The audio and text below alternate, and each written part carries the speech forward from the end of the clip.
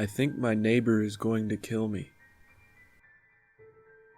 3 months ago, someone strange moved into the apartment next to mine. I've lived in this apartment for about a year, and I always thought it was a safe and comfortable place to live.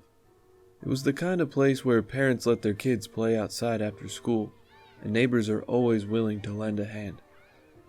I've always lived a boring life. Ever since getting out of school and moving out on my own, it's always the same day in and day out. I wake up to the dreadful screeches of my alarm clock, already exhausted.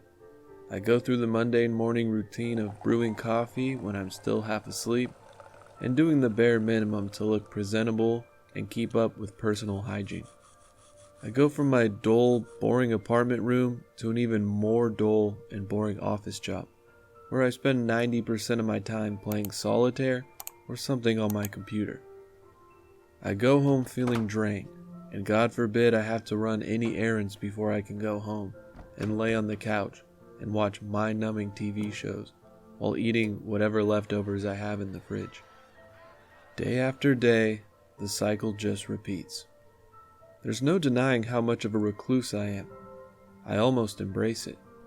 So having apartment 106 at the end of the hall with no one occupying the one next door was ideal to me. Without voices or music or other sounds being heard through the thin walls, I felt like I was tucked away in my own quiet corner, which is comforting to an introvert like myself. One day after another boring shift, I noticed someone new had moved into the apartment next to mine, apartment 105. I saw him as I turned the corner to my hallway. He slipped a key from his pocket, unlocked the door, and walked straight into 105. I hadn't seen any moving trucks or anyone loading boxes as I headed out to work, but when I came home, I discovered I had a new neighbor, already unpacking. It was like no one was there, and now they were, seemingly coming from nowhere. Other than that, nothing was strange at first, other than the fact of having someone I could bump into. I only saw him a handful of times since he moved in, and when I would, he seemed cold and lifeless, like someone in a dream. The people in my complex are fairly friendly, and will say hi when they see me and typically exchange pleasantries with each other. But it seemed no one even bothered to interact with him. They treated him like he wasn't even there, which was different from the generic welcome they gave me when I moved in.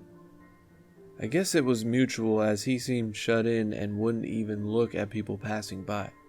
Treat others how you'd like to be treated, I suppose. The oddities started only 5 days after he swiftly arrived. For the first 5 days, I only heard the sounds of shuffling, and I assumed he was moving around furniture and was just getting settled into his apartment. Nothing out of the ordinary. The 5th day was when the music started. I was washing dishes when I heard the familiar tune reverberating through the walls for the first time. I froze, standing in front of my sink. My eyes became glossed over as the reality of me all grown up in my apartment melted away into a fuzzy memory of my childhood. I saw my mother dancing by herself in the living room, waltzing in and out of the soft golden sunlight that spilled through the windows like a spotlight. The nostalgia consumed me and made me feel sick. My hands began to tremble, and the loud crashing of the bowl that slipped out of my hand and hit the sink startled me enough to jolt me back to the present. The song I heard being muffled through the walls was a song my mother would play a lot when I was a child. It's Been a Long, Long Time by Kitty Kalin. The song was bittersweet, reminding me of the short time I spent with her, but also reminding me that she's gone now. The music would start playing at the same time every day, right when I would settle in after work. I kinda liked it at first, as it brought up fond and warm memories I had hidden away from myself and didn't resurface until I heard the song again. It felt warm to remember her, to come to terms with loss and grief. Every day I heard it faintly play through the walls multiple times over, and the warm effect it had on me began to fade. As the last rays of sunlight disappeared and darkness overtook, as night approached, the music would still play. It would only play 3 times at night. I thought it was odd, playing the same song at the same times over and over, but I wouldn't be surprised if people considered me to be a fairly odd man, so guess I have no room to speak. It wasn't loud enough to keep me from sleeping, and I'm not the type to confront him about it. It was when the music became eerily distorted was when I started getting scared. It was another dull, boring night after another long day at work. I got home, pulled my clothes off, and threw them in the same pile in the corner I always do. I plop onto the couch and turn on the TV. Like clockwork, the music starts. This time, those sentimental and wistful memories didn't flash before my eyelids. This time, it had the same flat effect on me as everything else did in my bland, monotonous surroundings. I reached for the remote and increased my volume to where I could barely hear the song. Now that the song was buried under the dramatic voices blaring through the TV speakers, I allowed myself to zone out and become consumed by whatever senseless drama was being fed to me on this reality TV show. I dozed off and was jolted awake by some overly enthusiastic infomercial making empty promises. Spatulas and tongs have been around forever, but try to flip and food flops. Still slumped on the couch and my eyelids half open, I switched off the TV. I was just about to let myself drift off to sleep again, but something wouldn't let me. Something kept me up, waiting for me to become aware of it again.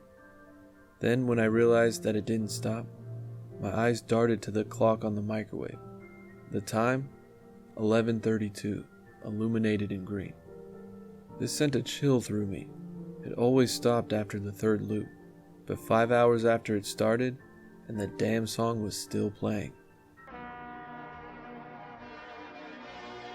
I sat up, eyes wide open, but staring at nothing in particular. I listened to the music intently, but it didn't sound like the same it always had. It sounded like the record had been warped and scratched, like the record had been bent, producing a wobbly sound with more pronounced stutters. All my senses zeroed in on the sinister feelings of the distorted sounds, and that is when I heard it. A short burst of a petrifying scream cut off by the sound of the moist, meaty thud, followed by silence. The world went quiet after that, the only sound being the dreadful, deformed tune ringing in my ears. The sounds I heard that night must have put me in some sort of catatonic state. I couldn't even recall going through with my nightly routine. I must have been on autopilot or something. I snapped out of it as I was laying in bed, not tossing and turning, but laying completely still, staring up at the ceiling. I contemplated calling the cops that night, but I couldn't work up the courage. I racked my brain of the possibilities of what I heard, or what I thought I heard. What if I was wrong? But also, what else could it have been? The thought of the gruesome events that could have occurred just a couple of feet away from me that night, only separated by a shared wall, sent chills down my spine and left me paralyzed in fear. But I didn't want to look like an idiot and have the man living next to me thinking I'm a nosy, paranoid nuisance of a neighbor. So for the sake of sleep and my sanity, I convinced myself to brush it off. Maybe his TV speakers were better than mine, and I had mistaken a movie for real life. Shit, I even thought it could have been all in my head. I didn't want to think about it too much and scare myself, so I didn't. 2 weeks after that incident is when I saw him again. It was about 1 a.m. and I had left my lighter in my car, so I decided to go out and get it. And while I was walking out to my car, far in the back corner of the lot, I saw him dragging a large bag. It looked body size, leaving a red streak trailing at the end of the black trash bag. I froze and strained my eyes to try and see better. Scared to move an inch, I held my breath as my eyes and brain scattered to make out the dark shapes and shadows I saw moving in the distance. The whole scene made me feel uneasy. The sounds of the bag dragging along the concrete and the faint squelching sound as he lunged and gave the bag another pull. My eyes were still glued on him. I stood there paralyzed in fear. I started to feel lightheaded and almost lost my balance and stumbled backwards. He stopped. The bag slouched on the ground as his head slowly rotated towards me. Even in the thick darkness, It seemed as if his eyes pierced through it, pointing straight towards me. I turned around and started walking back to my apartment, feeling his eyes on the back of my head the entire time. I got back to my apartment and locked the bolt and the chain and tried going to sleep. Every time I would close my eyes, I could see his beady eyes staring back at me. There was no denying something was going on, but I couldn't bring myself to do anything about it. What if I got in trouble for taking so long? I just couldn't do it. The fear was too great, and I just wanted to forget about it. I didn't want to be right. The music started again after that night. The sound of static overwhelming the music itself, the tempo much slower, giving it a haunting sound.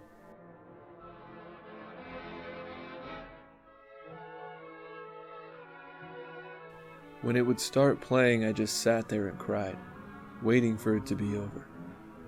I heard a faint scratching noise on the wall bordering our rooms. It was faint, and I almost couldn't discern where it was coming from. The light scratching turned into a louder scraping sound, the sound of a sharp metal edge. The scraping turned into a tearing, as I could hear the wallpaper start to tear. At that point, I'm sitting there bawling and overwhelmed with fear and anxiety knowing I'm next. I was happy to go to work the next morning, just happy to be away from him. Somewhere he couldn't hurt me. I drove to work with an uneasy feeling. I felt like I was being watched. I almost crashed my car when I see him staring at me with that same glare, wearing the same greasy wife beater and stained jeans. He was on the side of the road just staring, like a predator stalking his prey. I finished up work and walked out of work uneasy. I checked my corners before fully exposing myself from them and sprinted to my car. I drove back home more anxious than usual, not knowing where he could have been. I finally made it back and parked as close to the hallway as I could, closing the distance between my room and the car. I felt tense and hyper-aware as I stepped out of my car and looked back at the spot I had seen him last night. A sense of relief came over me seeing he wasn't there, but that feeling soon turned into a crippling terror as my focus shifted to my car. I saw him sitting in the back seat of my car with a grin spanning from ear to ear. The disturbing sight of him made me jump. I tripped over my own feet, stumbling to the ground, but keeping my eyes on the top of his head. It's all I could see from the ground as I pushed my body closer and closer to the hallway, hearing my clothes tear and rip as it hooked onto the concrete. I made it to the hallway and could barely get back on my feet, praying he wasn't going to charge me. I broke into a sprint, still trying to keep my balance. I made it to my door and started feeling for my keys. I checked each and every pocket, and I don't feel the sharp ridges of them. My heart was racing faster than it ever has. My keys must have fallen out of my pocket or something when I fell to the ground. I turned my head, and the reflection of my keys caught my eye as I glared down the hall. Without thinking, I sprinted to the end of the hall and grabbed them. Once the car was in my view, I noticed he wasn't there anymore. I didn't waste any time getting back to my room, barreling down the hall. I unlocked the door, got into my room, then shut and locked the door. The moment the last lock latches, he started pounding on my door. The noise echoing through my small apartment, sending shivers through my entire body. At this moment, I know I can't wait any longer. I didn't care if I was wrong about it. I needed to call the cops. I reached in my pocket and struggled to get my phone out while he was banging on my door. Once my phone was in my hand, I went to turn it on, but my face went pale and my hands began to shake. My phone was dead. Without hesitation, knowing time wasn't on my side, I rushed to my room and put the phone on the charger. The second I plugged it in, the banging stopped, and the music started.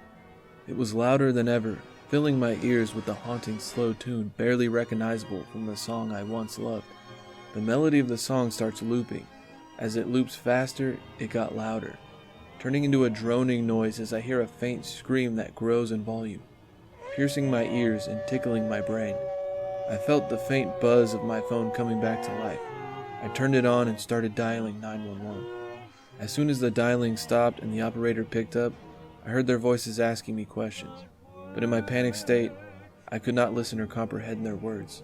In the midst of the chaos, I felt so overstimulated that my mind seemed empty, but so full and scattered at the same time, making it impossible for me to form any coherent thoughts, let alone sentences. A spew of frantic word vomit streamed out of my mouth, and I didn't care if what I said was comprehensible. I just remember screaming and pleading for help, begging for someone to come and save me, to make it all stop, to take him away. The operator's staticky voice suddenly got drowned out as the banging resumed, seemingly coming from every wall, and the music became almost deafening. My hands began to tremble and my phone fell to the floor and slid across the room, making whatever the operator is saying completely inaudible now. I collapsed on the ground, curling into a ball and pulling my knees into my chest, trying to make myself as small as possible. My thoughts were drowned out by the haunting music that swarmed my head until I felt like my skull was going to explode from the inside out. My nails dug into my scalp as I gave up screaming for help and silently cried. Everything stopped. Then the banging on the door resumed and it wasn't the same as before. A wave of relief rushed over when I heard, "Police, open the door." I gathered myself and ran to the door, frantically telling them what had just happened. I pointed to the room and told them, "He's in there." They nodded and told me to stay put. An officer sat with me, calming me down while they banged on the door. "Police, open up. We need to speak with you," they yelled through the door as they banged on it. I eagerly waited to hear a response. Silence. "We know you're in there. This is the police. Open the door and come out peacefully." Silence. "We've tried calling out to you, but there's been no response. For your safety and the safety of others, we are preparing to enter the premises. Step back and keep your hands visible," they said before they busted the door down. They swarmed the room with their guns drawn. I waited with the officer outside of the room. They came out of the room and reported there was no one inside. I glance inside myself and see that there is no furniture. No signs of anyone living there. The police contacted the landlord to get the name of the resident. Nothing came back, and they told me the apartment has been vacant for months. That happened a week ago. I decided to tell this story because the music started playing again, and I don't know what to do.